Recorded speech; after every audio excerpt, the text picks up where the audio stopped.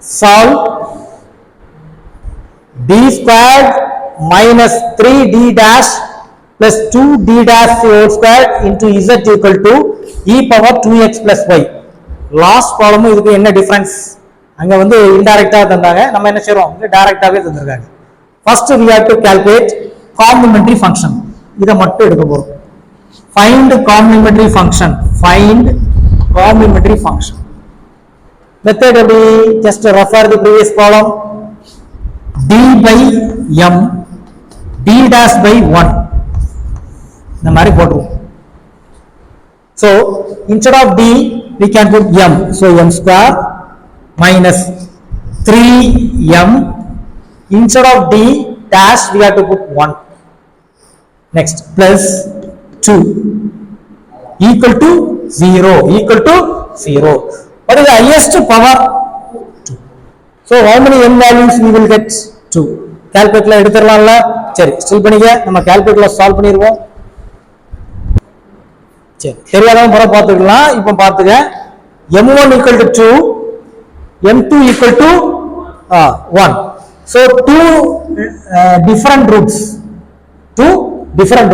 So the complementary function equal to f1 y plus 2x plus f2 y plus x. ஏன்னா இங்க 1 இருக்குல்ல, 1x னு போடக்கூடாது, போடலாம் ஒன்றும் ப்ராப்ளம் இல்லை, but x. So this is a complementary function. சிம்பிளா முடிஞ்சு போச்சு complementary function. Next we have to calculate particular integral. இதுதான் போன ப்ராப்ளம் மாதிரி அப்படியே வரும் பாத்துங்க. Particular integral equal to 1 divided by இந்த terms இருக்குல்ல, அதை அப்படியே எழுது. d square minus 3d d dash plus 2d dash square e power 2x plus y. இப்போ ரீப்ளேஸ் பண்ணி நம்ம எழுத போறோம் ஆன்சர் பாத்துங்க. Equal to 1 divided by d உள்ள இடத்துல என்ன போடணும், x ஓட கோஎஃபிஷியன்ட் யார் இருக்கா, 2. So replace d by 2 d dash by d dash y ஓட கோஎஃபிஷியன்ட் யார் இருக்கா, 1. இது போடும். சில ப்ராப்ளத்துல எப்படி இருக்கும் தெரியுமா, இப்படி இருக்கும், e பவர் 2x மட்டும் தான் இருக்கும். அப்படி இருந்தா என்ன மீனிங், இப்படி இருந்தா என்ன meaning, e power 2x plus 0y meaning. என்ன மீனிங், 0y மீனிங். இன்னும் சில ப்ராப்ளத்துல இப்படி எல்லாம் இருக்கலாம், 2 வெறும் 2 மட்டும் இருக்கும். அப்படின்னா என்ன மீனிங், இதுக்கு கூட e power 0x plus 0y. ஏன் e பவர் 0 ஓட வேல்யூ என்ன வரும், 1 into 2 2 தானே. சரி ஓகே, பாத்து. சோ ரீப்ளேஸ் பண்றோம், இப்படி பாரு, d square, so 2 square minus 3 into 2 into 1 plus 2 into d dash square 1 square e power 2x plus y. ஒன்றுச்சு அதே கால்குலேட்டர்ல போட்டு அது என்ன வேல்யூன்னு பார்த்து சொல்லு. என்ன வருது, 0 வருது. சைடுல ரஃப் ஒர்க் மாதிரி போட்டுக்கலாம். So 1 by 0 e power 2x plus y. அப்ப ordinary rule fail.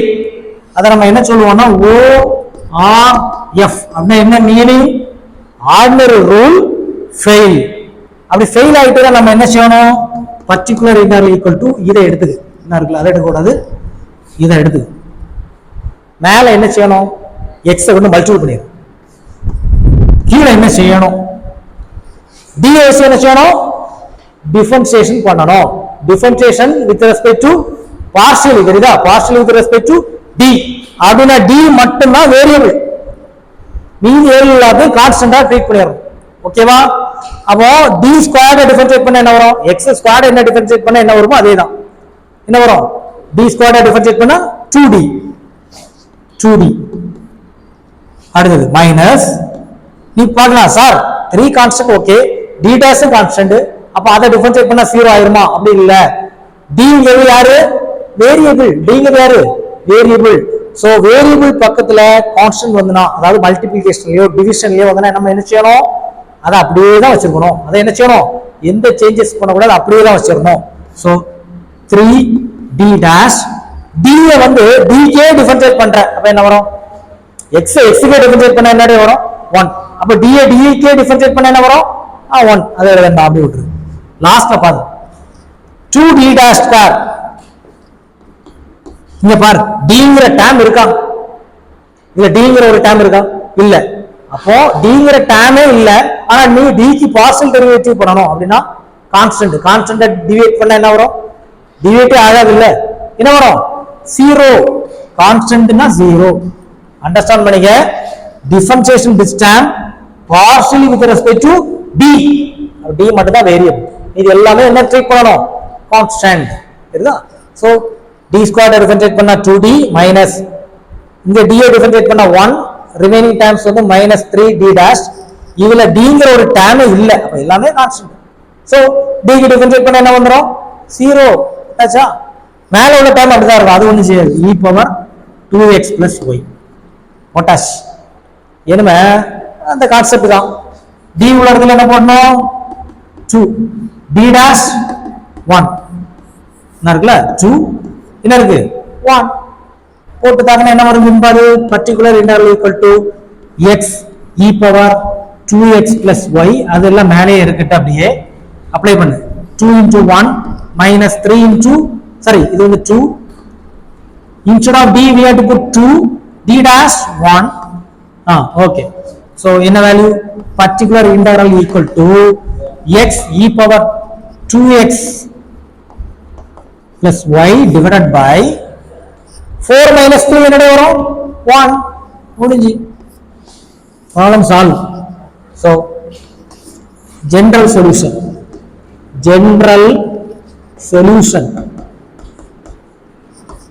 z equal to complementary function plus particular integral.